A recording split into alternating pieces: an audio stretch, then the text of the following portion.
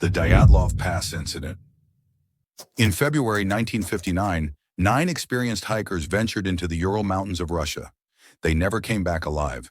When search teams finally found their camp, the scene was inexplicable. Their tent had been ripped open from the inside. Barefoot tracks led into the frozen wilderness.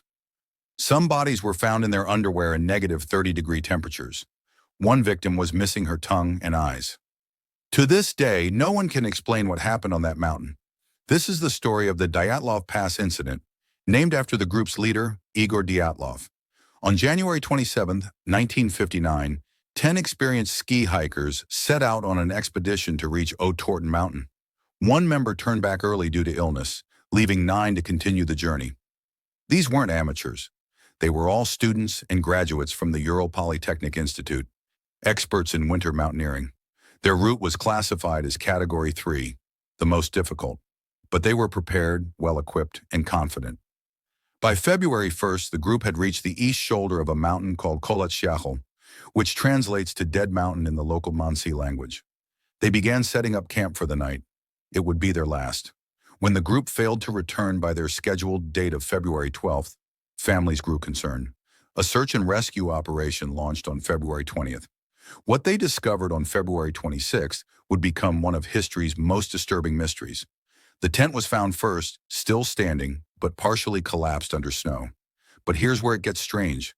The tent had been cut open from the inside, not untied, not unzipped, violently slashed with a knife by the hikers themselves.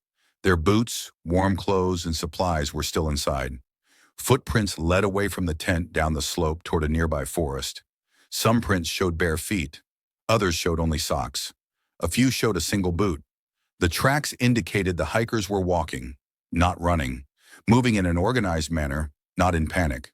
The footprints led about 1 mile downhill to the edge of the forest, then disappeared. Under a large cedar tree near the tree line, searchers found the first 2 bodies, Yuri Krivonyshenko and Yuri Doroshenko, both dressed only in underwear. A small fire had been built, and branches high up in the cedar tree were broken, suggesting someone had climbed it, perhaps looking back toward the tent.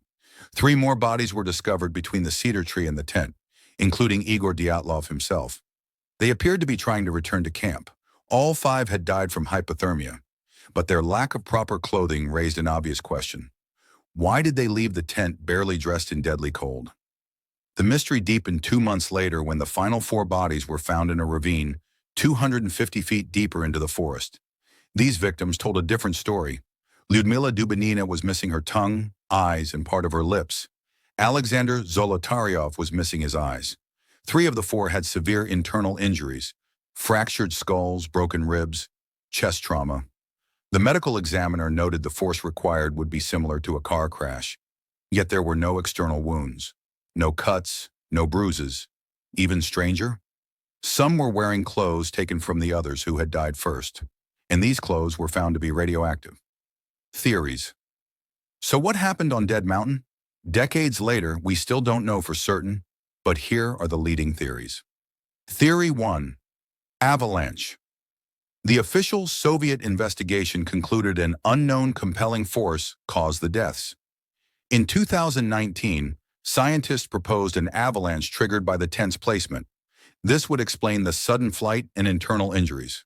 But critics point out the tent wasn't buried, the footprints were undisturbed, and experienced hikers would have known avalanche risk. Theory 2. Infrasound. Some researchers suggest infrasound, low-frequency sound waves created by wind on the mountain, cause panic, disorientation, and irrational behavior. Infrasound can induce feelings of dread and even internal organ damage. But why would all 9 react identically? Theory 3. Military test. The area was known for military testing.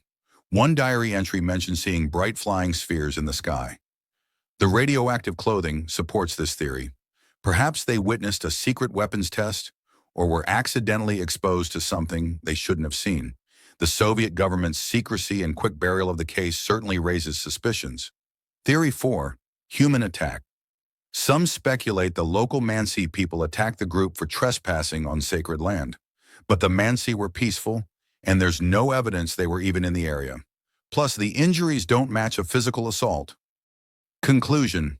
In 2019, Russian authorities reopened the investigation, ultimately supporting the avalanche theory.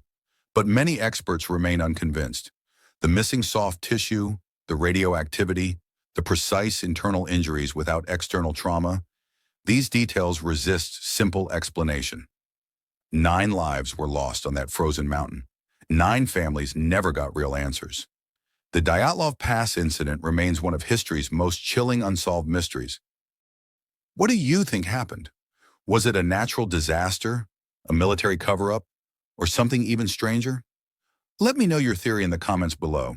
And don't forget to subscribe. We post new mysteries every week.